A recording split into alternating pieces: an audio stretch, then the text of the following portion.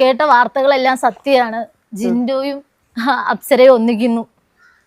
ഇതേവനാ ചേച്ചി ഇത് കണ്ടിട്ടില്ലേ? എന്താ പറയാ, ജിൻഡോ ചേട്ടന്റെ കാര്യം. ജിൻഡോ ചേട്ടൻ ഞാനും എനിക്കൊന്ന് ബിഗ് ബോസിന്റെ ആ ഫ്ലോർ വെച്ചിട്ട് തന്നെ ഞാനും അങ്ങനെ വലിയ ആർഗ്യുമെന്റ്സ് ഒന്നും നമ്മൾ തമ്മിൽ അങ്ങനെ ഉണ്ടായിട്ടില്ല. എനിക്ക് തോന്നുന്നു കുറെ പെർഫോം ചെയ്തിട്ടുള്ളത് ഞങ്ങൾ ഒരുമിച്ച് തന്നെയാണ്. സീരിയൽ താരവും മുൻ ബിഗ് ബോസ് താരവും ഒക്കെ ആയ അപ്സരയെ ഞാൻ ആർക്കും പ്രത്യേകിച്ച് പരിചയപ്പെടുത്തേണ്ട ആവശ്യമില്ലല്ലോ അല്ലെ. ബിഗ് ബോസിൽ വന്നതിന് ശേഷം ജീവിതം തകർന്ന ഒരുപാട് പേരുണ്ട്. ആ കൂട്ടത്തിൽ പെടുന്ന ഏറ്റവും ലേറ്റസ്റ്റ് ആളുകളിൽ ഒരാളാണ് ഈ അപ്സര എന്ന് വേണമെങ്കിൽ പറയാം. അപ്സരയും ഭർത്താവ് ആൽബിനും തമ്മിൽ വേർപിരിഞ്ഞത് ബിഗ് ബോസിന് ശേഷമായിരുന്നു. ബിഗ് ബോസിലെ ഫാമിലി വീക്കിൽ വീടിനുള്ളിൽ വന്ന ആളാണ് ഈ പറയുന്ന ആൽബി. എനിക്ക് ജീവിതത്തിൽ കിട്ടിയ ഏറ്റവും വലിയ സമ്മാനമാണ് ആൽബി ചേട്ടൻ എന്നൊക്കെയായിരുന്നു ബിഗ് ബോസിൽ വെച്ച് അപ്സര പറഞ്ഞിരുന്നത്. പക്ഷേ ബിഗ് ബോസിന് ശേഷം അധികം വൈകാതെ തന്നെ ഇരുവരും പിരിഞ്ഞു എന്നുള്ളതാണ്. അതിന്റെ കാരണങ്ങളിലേക്കൊന്നും നമ്മൾ കടക്കുന്നില്ല. അതൊക്കെ ഒരു വർഷം മുമ്പ് എല്ലാവരും ചർച്ച ചെയ്ത് കഴിഞ്ഞ കാര്യങ്ങളാണല്ലോ. അതുകൊണ്ട് തന്നെ അതിന് വലിയ പ്രാധാന്യമില്ല. അതിനേക്കാളും സീരിയസ് ആയ ഒരു കാര്യമാണ് നമ്മൾ ഇന്ന് ഡിസ്കസ് ചെയ്യാൻ പോകുന്നത്. ഇപ്പോഴത്തെ പ്രശ്നം എന്താണെന്ന് അറിയോ? അപ്സരയും ബിഗ് ബോസ് മലയാളം സീസൺ 6 വിന്നറുമായിട്ടുള്ള ജിൻഡോയും തമ്മിൽ വിവാഹം കഴിക്കാൻ പോകുന്നു എന്നുള്ളതാണ് ഏറ്റവും പുതിയ വാർത്ത. ഇത് ഞാൻ പറഞ്ഞല്ലോ കേട്ടോ. 24 മലയാളം എന്ന് പറയുന്ന ഒരു യൂട്യൂബ് ചാനൽ വന്ന കാര്യമാണ്. ഞാൻ ആ വീഡിയോയുടെ തമ്മിൽ ഒന്ന് വായിച്ചുതരാം. അപ്സരയുടെ മൂന്നാം വിവാഹം ബിഗ് ബോസ് ജിൻഡോയുമായി. ജിൻഡോയുടെ സ്വന്തം അപ്സര ആൽബിയുമായി അടിച്ചു പിരിഞ്ഞു. ഇനി അപ്സര ജിൻഡോക്ക് സ്വന്തം.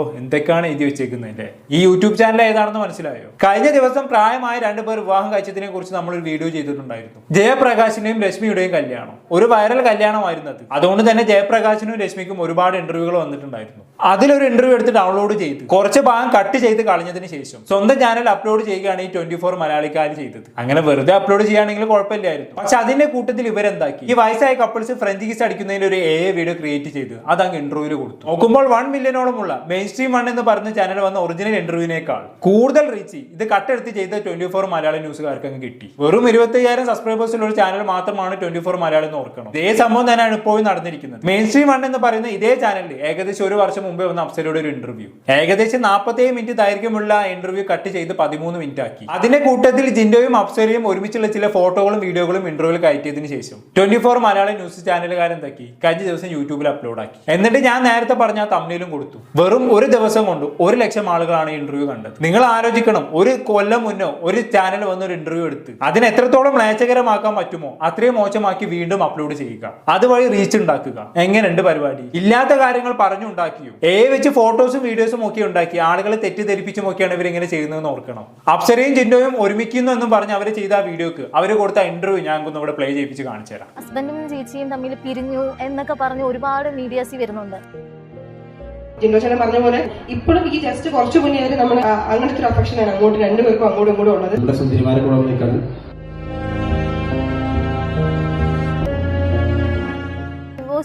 ാണല്ലോ പറയുന്നത്. അത് ജിൻഡോയ്ക്ക് വേണ്ടിയാണെന്നൊക്കെയാണ് പറയുന്നത്. എന്റെ പേഴ്സണൽ കാര്യമാണ്, എന്റെ അദ്ദേഹത്തിന്റെ പേഴ്സണൽ കാര്യമാണ്.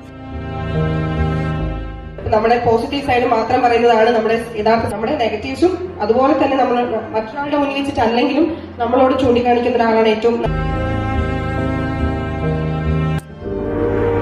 കണ്ടല്ലോ, എങ്ങനെയുണ്ട്? അടിപൊളിയല്ലേ? ഇതാണ് ഇവന്മാരുടെ പരിപാടി എന്ന് പറയുന്നത്. തെണ്ടിത്തരം എന്തതിനൊക്കെ പറയാം. ആക്ച്വലി അന്നത്തെ ഇന്റർവ്യൂയിൽ ജിൻഡോയെ കുറിച്ച് അപ്സര എന്താണ് പറഞ്ഞതെന്ന് കേൾക്കണം. വാ കേട്ടോക്കാം. ഇപ്പം സോഷ്യൽ മീഡിയസിൽ മെയിൻ ആയിട്ട് വരുന്ന വേറൊരു ആൽബിച്ചേട്ടന്റെ മാത്രമല്ല വേറൊരു ആളോട് ഇതിന്റെ അകത്ത് എൻട്രി ചെയ്യുന്നുണ്ട്. ജിൻഡോ ചേട്ടനും ചേച്ചിയും തമ്മിലുള്ള ഒരു ബന്ധത്തെ കുറിച്ച് ഒരുപാട് വ്യാജവാർത്തകൾ വരുന്നുണ്ട്. അവതാരക ജിൻഡോയെ കുറിച്ച് ചോദിച്ചപ്പോൾ അപ്സര ഞെട്ടിപ്പോയി. ദൈവമേ, അങ്ങനെ ഒരു സംഭവമേ അപ്സര അറിഞ്ഞിട്ടില്ല, മനസ്സിൽ പോലും വിചാരിച്ചിട്ടുണ്ടായിരുന്നില്ല. എന്തായാലും ബാക്കി കൂടി കണ്ടോ. കാരണം ഇതില് ഒരു പുള്ളി ഇപ്പൊ കാണിക്കുന്നുണ്ട്. ഈ ഒരു പുള്ളിക്കാരൻ കേട്ട വാർത്തകളെല്ലാം സത്യമാണ്. ജിൻഡോയും അപ്സരയും ഒന്നിക്കുന്നു. ഇതേവനാ ചേച്ചി ഇത് കണ്ടിട്ടില്ലേ? ഇല്ലടാ, ഞാൻ ഇങ്ങനത്തെ ചൊറി വാർത്തകളൊന്നും നോക്കാറില്ല. അതാണ് ഫുൾ. ഇതാണ് ഇപ്പൊ വരുന്നത്. പേജ് ഏതാ? ഇതാണ് ഇപ്പം ജിൻഡോയും ചേച്ചിയും തമ്മിലുള്ള ന്യൂസ്. ഞാൻ ചോദിക്കട്ടെ, ഇത് പുള്ളി ഞാൻ കാണുന്നില്ല. എന്താ സ്റ്റേറ്റ്മെന്റ് പുള്ളി പറഞ്ഞത്? നിങ്ങൾ തമ്മിൽ ചെറിയൊരു ഈ ഒരു ഡിവോഴ്സ് ആണല്ലോ പറയുന്നത്, വേറെ പിരിയാൻ പോവാന്ന്.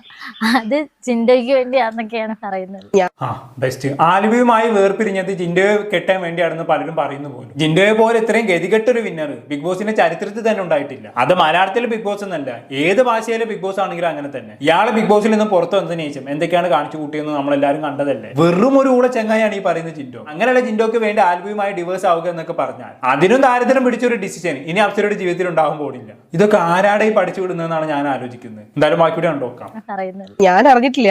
ഈ പറഞ്ഞ ജിൻഡോ ചേട്ടനും ഞാനും പുള്ളി പറയുന്നുണ്ട് എന്തോ സ്റ്റാർട്ടിങ്ങിലൊക്കെ ഞാൻ ഭയങ്കര രസമായിരുന്നു. പിന്നെ ഇച്ചിരി അഹങ്കാരം, ഇച്ചിരി എനിക്ക് അത്യാവശ്യം അഹങ്കാരമൊക്കെ ഉണ്ട്. പിന്നെ എനിക്ക് അങ്ങനെ പാവം പോലെ അഭിനയിച്ചിട്ട് പ്രത്യേകിച്ചൊന്നും കിട്ടാനില്ല.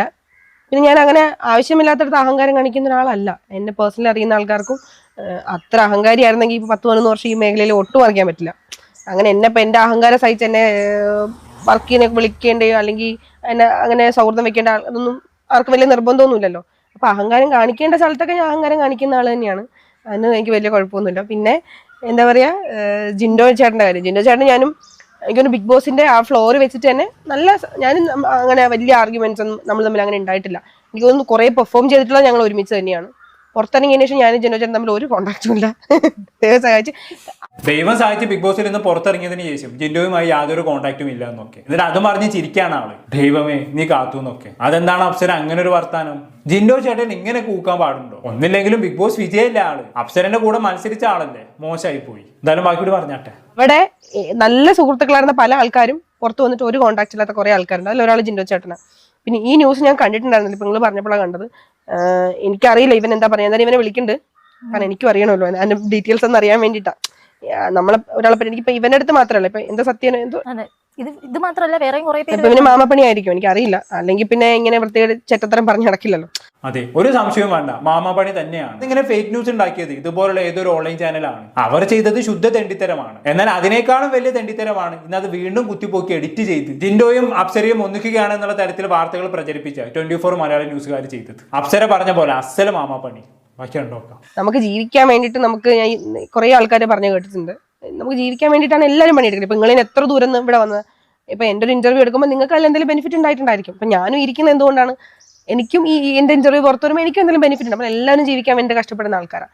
പക്ഷെ എന്ന് വെച്ചാൽ നമ്മൾ ഒരാളെ വിറ്റ് ജീവിക്കരുത്. ഒരാളുടെ ഇമോഷൻ, ഒരാളുടെ അവസ്ഥകൾ, അല്ലെങ്കിൽ ഒരാളുടെ ഇല്ലാത്ത കാര്യങ്ങൾ ഉണ്ടാക്കി പറഞ്ഞ് അങ്ങനെ വിറ്റ് നമ്മൾ ജീവിച്ചാൽ, ഇപ്പൊ ഇയാൾ തന്നെ പറഞ്ഞ കർമ്മ എന്ന് പറയുന്നുണ്ട്. കർമ്മയിൽ ഞാനും വിശ്വസിക്കുന്ന ഒരാൾ തന്നെയാണ്. എന്തോ ആയിക്കോട്ടെ, കർമ്മയോ എന്തോ കുന്തോ ആണെങ്കിലും നമ്മൾ ഒരാളെ ദ്രോഹിച്ച് എന്തുണ്ടാക്കിയാലും അത് ശാശ്വതമല്ലെന്ന് വിശ്വസിക്കുന്ന ഒരാളാണ് ഞാൻ. ഇത് ഞാൻ മനസ്സറിയാത്തൊരു കാര്യമാണ്. അത് അവൻ പറഞ്ഞിട്ടുണ്ടെങ്കിൽ ഇന്നല്ലെങ്കിൽ നാളെ അവന്റെ വീട്ടുകാരെ പറ്റിയോ അല്ലെങ്കിൽ അവനെ പറ്റിയോ അവന് വേണ്ടപ്പെട്ട അതിനെ പറ്റി ഇതുപോലെ ആരെങ്കിലും നാട്ടുകാരോ സോഷ്യൽ മീഡിയയിലോ ഇത് എപ്പോഴെങ്കിലും ഒരു വരുമ്പോഴേ കറക്റ്റ് ആ വേദന മനസ്സിലാവുള്ളൂ. അങ്ങനെ ഉണ്ടാവാതിരിക്കട്ടെ, പക്ഷെ ഉണ്ടായാലേ അവൻ ആ വേദന അറിയാൻ പറ്റുള്ളൂ. പിന്നെ ഇവനോട് ഞാൻ എന്തായാലും ഞാൻ ഇങ്ങനെ സോഷ്യൽ മീഡിയയിൽ വരുന്ന മോശമായിട്ടുള്ള കമന്റ്സുകൾക്കോ റിയാക്ഷൻസിനോ ഒന്നും റിയാക്ട് ചെയ്യാത്ത ഒരാളാണ്. ഇപ്പൊ നിങ്ങളെനിക്ക് കാണിച്ചു 1500 ന്യൂസുകൾ, ഇതിനൊക്കെ ഞാൻ റിയാക്ട് ചെയ്യുന്ന എന്റെ ബാക്കി പണി ഒന്നും നടക്കൂല. ഞാൻ അതിന്റെ പുറകെ ഇരിക്കേണ്ടി വരും. അതുകൊണ്ടാണ് ഇതിലൊന്നും ഞാൻ ഇടപെടാതെ എടുക്കുന്നത്. പക്ഷെ ചില കാര്യങ്ങൾ വല്ലാതെ വിഷമിപ്പിക്കും. ഞാൻ പറഞ്ഞില്ലേ, ഇപ്പം ബിഗ് ബോസ് ഇറങ്ങിയതിന് ശേഷം ഇതുപോലെ കുറേ ഇല്ലാത്ത ന്യൂസുകൾ കണ്ടപ്പോൾ ലൈഫിൽ എല്ലാം കൈവിട്ടു പോയി, ഇനി ഒന്നും തിരിച്ചെടുക്കാൻ പറ്റില്ല എന്ന് വിചാരിച്ച് അത്രയും ഞാൻ അനുഭവിച്ചു പോയ ഒരു വിഷമമുണ്ട്, അല്ലെങ്കിൽ ഒരു ഘട്ടമുണ്ട്. അത് ലോകത്ത് ആർക്കും അറിയില്ല. ഈ പറഞ്ഞ പോലെ എൻ്റെ ഒപ്പം നിന്ന് എൻ്റെ കൂടെ ഉണ്ടായിരുന്ന വളരെ വളരെ വളരെ കുറച്ച് ആൾക്കാർക്ക് മാത്രമേ അറിയൂ ഞാൻ കടന്നുപോയ ഒരു അവസ്ഥ ഉണ്ടാകുന്നു. അതിന്ന് ഞാനിപ്പോൾ ഓവർകം ചെയ്ത് ഇതുവരെ വന്നു. വീണ്ടും ഇതുപോലെ ഞാൻ അറിയാത്ത കാര്യങ്ങൾ, ഞാൻ ചെയ്ത കാര്യങ്ങൾ ആര് പറഞ്ഞാലും ഞാൻ വലിയ ബോധം അറിയാത്ത ഒരാളാണ്. കാരണം ഞാൻ എന്തെങ്കിലും ചെയ്യുന്നുണ്ടെങ്കിൽ അതെനിക്ക് പൂർണ്ണമായിട്ടും ബോധത്തോടെ തന്നെ ഞാൻ ചെയ്യുള്ളൂ. ബോധം കേട്ട് ഞാൻ ഒന്നും ചെയ്യില്ല. അപ്പം ഞാൻ ചെയ്ത കാര്യങ്ങളെക്കുറിച്ച് പറഞ്ഞാൽ എനിക്കതിൽ പ്രശ്നമില്ല, കാരണം ഞാൻ ചെയ്തിട്ടാണല്ലോ. പക്ഷെ ഞാൻ ചെയ്യാത്ത കാര്യങ്ങൾ പറയുമ്പോൾ എന്താ പറയുക, നമുക്ക് ഭയങ്കര വിഷമം ഉണ്ടാവുക. എനിക്ക് ദേഷ്യത്താൽ കൂടുതൽ വിഷമം വരും. നമ്മൾ ചെയ്യാഞ്ഞിട്ടാണല്ലോ ഇതൊക്കെ കേൾക്കേണ്ടി വരില്ല എന്നുള്ളത്. അതുപോലത്തെ ഒരു സംഭവമാണ് ഇതും. ജിൻഡോ ചേട്ടൻ ഇത് അറിഞ്ഞിട്ടുണ്ടോ എന്ന് എനിക്കറിയില്ല. അറിഞ്ഞാലില്ലെങ്കിൽ എന്തായാലും എനിക്ക് പറയാനുള്ളത്, ഞാൻ അറിഞ്ഞിട്ടില്ല. അപ്പൊ എനിക്ക് ഈ സഹോദരനെ സ്നേഹത്തോടെ ഞാൻ വിളിച്ചിട്ട് ഞാൻ അന്വേഷിക്കാം എന്താണ് ഈ സഹോദരൻ പറയാനുള്ള ഒരു മോട്ടീവ് എന്താണ്, അല്ലെങ്കിൽ യാതൊരു വിധ ഞാൻ ജിൻഡോ ചേട്ടന് കോൺടാക്ട് പോലും ഇല്ല. അപ്പൊ ഇവൻ എന്താണ് തൽക്കാലം ഞാൻ വേറെ കെട്ടാൻ അല്ലെങ്കിൽ ഒന്നുകൂടെ കെട്ടാൻ ഞാൻ തൽക്കാലം ഇപ്പൊ എന്തായാലും തീരുമാനം എടുത്തിട്ടില്ല, ആഗ്രഹിക്കുന്നില്ല. ജിൻഡോ ചേട്ടന്റെ കല്യാണം എന്റെ ഏകദേശം ആയിരിക്കുകയാണ്. അപ്പൊ എന്നെയും ജിൻഡോ ചേട്ടനെ കെട്ടിച്ചിട്ട് ഇയാൾക്ക് എന്താ കിട്ടാനെന്ന് എനിക്കറിയില്ല. നിലവിൽ അത് കള്ളത്തരാണ്, അങ്ങനത്തെ ഒരു സംഭവമില്ല. കള്ളത്തരം എന്ന് മാത്രമല്ല എനിക്ക് ചിരി വരിക കേൾക്കുമ്പോൾ. സത്യം ഒരിക്കലും അത് സംഭവിക്കാത്ത ഒരു ഞങ്ങൾ തമ്മിൽ കോൺടാക്ട് പോലും ഇല്ല. ഏതെങ്കിലും ഫംഗ്ഷൻ വെച്ച് കാണുമ്പോൾ ഞങ്ങൾ കാണുന്നത് സംസാരിക്കലൊക്കെ ഉണ്ട്, അല്ലാതെ ഒരു കോൺടാക്റ്റും ഇല്ല. ഈ ന്യൂസ് ഞാൻ അറിഞ്ഞിട്ടുമില്ല. അപ്പൊ ഇയാളെ തന്നെ വിളിച്ച് നേരിട്ട് ചോദിക്കാം. പിന്നെ എനിക്ക് പൊതുവെ കേട്ടല്ലോ, അതിനൊരു തീരുമാനമായല്ലോ അല്ലേ. എന്നാലും എങ്ങനെയാണ് ഒരാൾക്ക് മറ്റൊരാളുടെ ജീവിതം വെച്ച് കളിക്കാൻ കഴിയുന്നതെന്നാണ് ഞാൻ ആലോചിക്കുന്നത്. ഇന്നലെ പ്രായമായ കപ്പിൾസ് ആയിരുന്നെങ്കിൽ ഇന്ന് അപ്സരയാണ് അവരുടെ ഇര, നാളെ മറ്റാരെങ്കിലും ആവും. താങ്കൾ മനസ്സാ വാചകം അറിയാത്ത കാര്യങ്ങൾക്കാണ് ഇന്നലെ പ്രായമായ ദമ്പതികൾക്ക് തെറി കളിക്കേണ്ടി വന്നത്. വയസ്സായ രണ്ടാളുകളെ ലിപ്ലോക്ക് ചെയ്യുന്നത് യൂട്യൂബിൽ കണ്ട ആൾക്കാർ എന്തായിരിക്കും പറയാ? അത് തന്നെയാണ് സംഭവിച്ചത്. കിളവന്റെയും കിളവിയുടെയും കഴപ്പ് നിങ്ങൾക്ക് വീട്ടിലിരുന്ന് ചെയ്താൽ പോരെ, ഇതൊക്കെ എന്തിനാണ് യൂട്യൂബിൽ വന്നിരുന്ന എല്ലാവരും കാണിക്കുന്നത്? ആ കിസ്സിങ് വീഡിയോ വീഡിയോ ആണെന്ന് മനസ്സിലാക്കാത്ത കുറെ ആളുകളുടെ കമന്റുകൾ ഇങ്ങനെയായിരുന്നു. ഇപ്പൊ അപ്സരക്കും ഇതേ അവസ്ഥയാണ്. ഈ ഇന്റർവ്യൂവിന് താഴെ ഫുൾ തെറിക്കമന്റുകളാണ്. ചിലത് ഞാൻ വായിച്ചുതരാം. നീ ഭൂലോക അഹങ്കാരിയാണ്. പലർക്ക് ആദ്യം കെട്ടുന്നവരെ സഹിക്കാൻ വയ്യ, രണ്ടാമതും മൂന്നാമതും കെട്ടുന്നവരെ എന്തും സഹിക്കാം, വേറെ നിവൃത്തിയില്ല. ഓരോ കല്യാണം കഴിയുമ്പോഴും ഇതേ ഡയലോഗ് തന്നെ സ്ഥിരം പറയും. കള്ളം പറയാനും ഒരു കഴിവ് വേണം. എന്തായാലും ലൈഫ് അടിച്ചു പിരിഞ്ഞില്ല, സന്തോഷം. ആരും കണിയാനെ വിളിച്ചു വരുത്തി നിങ്ങളുടെ കാര്യങ്ങൾ നോക്കി അറിയുന്നില്ലല്ലോ. നിങ്ങൾ തന്നെ സോഷ്യൽ മീഡിയയിൽ വന്ന് കിടന്ന് ഓരോന്ന് വിളിച്ചു പറഞ്ഞു ഉണ്ടാക്കി വെക്കുന്ന പ്രശ്നങ്ങളല്ലേ. വിവാഹം ഒരു വ്യാപാരം, ഒന്നിൽ പിയച്ചാൽ 3. ഇത്തരത്തിലെ അമ്മായിയെ കിടത്തി വെട്ടിക്കുമോ ആവോ? ഇതൊക്കെ മുന്നേ ആലോചിക്കണം. വിഷം ഓരോ കെട്ടുകൾ കഴിയുമ്പോഴും അവളുടെ പേഴ്സണൽ കാര്യമാകും. പിന്നെ എന്തെടുക്കാൻ വന്നിരിക്കുന്നത്? നിന്റെയൊക്കെ കാര്യങ്ങൾ അറിയാൻ ആർക്കും നിർബന്ധമില്ല. നിന്നെ കാണുമ്പോൾ ഒരു ഫ്രോഡ് ലുക്കാണ്. ഇവൾ ആരാന്ന് ഇവളുടെ വിചാരം?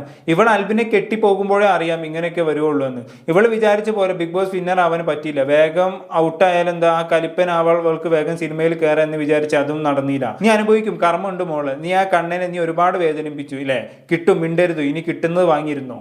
കണ്ടല്ലോ, ഒരു കാര്യവുമില്ലാതെ വെറുതെ കിട്ടുന്ന തെറിയാണിതെന്ന് ഓർക്കണം. ഒരു കൊല്ലം കഴിഞ്ഞ ഇന്റർവ്യൂവിൽ ചില മസാലകളെല്ലാം കൂട്ടി വീണ്ടും അപ്ലോഡ് ചെയ്തിട്ട് ഒരു പെണ്ണിന് വെറുതെ തെറി വാങ്ങിച്ചു കൊടുക്കുന്ന കാഴ്ചയാണ് നമ്മളിപ്പോൾ കണ്ടത്. എന്താ ഇപ്പൊ ഇതിനൊക്കെ പറയല്ലേ? എന്തായാലും ഇനിയും അപ്സരയുടെ ഡിവേഴ്സിനെ കുറിച്ചും പുതിയ കല്യാണത്തെ കുറിച്ചും എല്ലാം അറിയാൻ താല്പര്യമുള്ളവർക്ക് അപ്സര പഴയ ഇന്റർവ്യൂവിൽ തന്നെ മറുപടി കൊടുക്കുന്നുണ്ട്. അതൊന്ന് കണ്ടോക്കാം. ഹസ്ബൻഡും ചേച്ചിയും തമ്മിൽ പിരിഞ്ഞു എന്നൊക്കെ പറഞ്ഞ് ഒരുപാട് മീഡിയാസി വരുന്നുണ്ട്, റിയാക്ഷൻസും വരുന്നുണ്ട്. അപ്പൊ ചേച്ചി അതൊക്കെ കണ്ടായിരുന്നു? സത്യത്തിൽ അതിന്റെ ഒരു വാസ്തവം അറിയാനായിട്ട് കുറെ പേര് ചേച്ചിയുടെ ആരാധകര് വെയിറ്റ് ചെയ്തിരിക്കുകയാണ്. അപ്പൊ ചേച്ചിക്ക് അതിനെക്കുറിച്ച് എന്താണ് പറയാനുള്ളത്? ഞാനും എൻ്റെ ഹസ്ബൻഡ് ഇതുവരെ വന്ന് സോഷ്യൽ മീഡിയയിൽ അങ്ങനത്തെ ഒരു കാര്യം പറഞ്ഞിട്ടില്ല. പിന്നെ എല്ലാത്തിനും എനിക്കിപ്പോൾ സോഷ്യൽ മീഡിയയിൽ എല്ലാത്തിനും ഒരു സ്പേസ് ഉണ്ട്. ഇപ്പം എൻ്റെ ഏറ്റവും അടുത്ത സുഹൃത്താണെങ്കിൽ കൂടി അവരുടെ ഏറ്റവും പേഴ്സണൽ ആയിട്ടുള്ള കാര്യങ്ങളിൽ ഞാനൊരു പരിധിയിൽ കൂടുതൽ നമ്മൾ ഇടപെടാൻ പോകാത്ത ഒരാളാണ് ഞാൻ. തിരിച്ച് ഞാനും അത് ആഗ്രഹിക്കുന്നുണ്ട്. ഞാൻ ഒരു മീഡിയ പേഴ്സൺ ആണ്, സോഷ്യൽ മീഡിയയിൽ വർക്ക് ചെയ്യുന്ന ഒരാളാണ് എന്ന് വെച്ചിട്ട് എൻ്റെ ഏറ്റവും പേഴ്സണൽ ആയിട്ടുള്ള കാര്യങ്ങൾ ചിലപ്പം ഉണ്ടായാലും ഇല്ലെങ്കിലും എനിക്കത് റിവീൽ ചെയ്യാൻ താല്പര്യമില്ലാത്ത അതിൽ മീഡിയാസിനൊന്നും ഇടപെടാൻ അവകാശമില്ല. റൈറ്റ്? ഇതിപ്പോൾ എന്താ വെച്ചാൽ ഞാനോ എൻ്റെ ഹസ്ബൻഡോ അങ്ങനെ ഒരു കാര്യം വന്ന് പറയുന്നത് വരെ അല്ലെങ്കിൽ അതിനെക്കുറിച്ച് സംസാരിക്കുന്നത് വരെ കുറേ ആൾക്കാർ ഞാൻ കാണുന്നുണ്ട്, വീഡിയോസ് ഇടുന്നു, അതിനെക്കുറിച്ച് ക്വസ്റ്റ്യൻസ് ചോദിക്കുന്നു, അങ്ങോട്ടും ഇങ്ങോട്ടും വേറെ വേറെ ആൾക്കാർ ആർഗ്യൂ ചെയ്യുന്നു. എനിക്കറിയില്ല. ചേച്ചി അതൊക്കെ കണ്ടായിരുന്നല്ലേ? അല്ല, കാണുമല്ലോ, സ്വാഭാവികമായിട്ട് നമ്മൾ കാണുമല്ലോ. പക്ഷെ ഞാൻ എൻ്റെ പേഴ്സണൽ കാര്യങ്ങൾ എനിക്കങ്ങനെ അധികം സോഷ്യൽ മീഡിയയിൽ വന്ന് വലിച്ച് ഇടാൻ താല്പര്യമില്ലാത്ത ഒരാളാണ് ഞാൻ. പറയലുണ്ട്, പറയാറൊക്കെ ഉണ്ട്. പക്ഷെ ഏറ്റവും പേഴ്സണൽ ആയിട്ടുള്ള കാര്യങ്ങൾ എനിക്കങ്ങനെ ഡിസ്കസ് ചെയ്യാൻ താല്പര്യമില്ല. അത് എത്ര മീഡിയാസ് എന്ന് പറഞ്ഞാലും ഒരാൾക്ക് താല്പര്യമില്ലാതിരിക്കുന്ന സമയത്ത് അവരുടെ പേഴ്സണൽ കാര്യങ്ങൾ ഇടപെടാതിരിക്കുന്നതായിരിക്കും ഏറ്റവും ബെറ്റർ. ഞാൻ പോലും അറിയാതെ കുറേ ആൾക്കാർ വീഡിയോ ഇങ്ങനെ ഇപ്പം എൻ്റെ സോഷ്യൽ മീഡിയ അക്കൗണ്ടിൽ വന്നിട്ട് തന്നെ ഞാൻ എൻ്റെ ഫോട്ടോസും കാര്യങ്ങളൊക്കെ ഡിലീറ്റ് ചെയ്തു, അങ്ങനെ അങ്ങോട്ടും ഇങ്ങോട്ടും ഫോളോ ചെയ്യുന്നില്ല. അതൊക്കെ എന്തിനാണ് ഇവർ നോക്കണമെന്ന് വെച്ചാൽ എനിക്കറിയില്ല.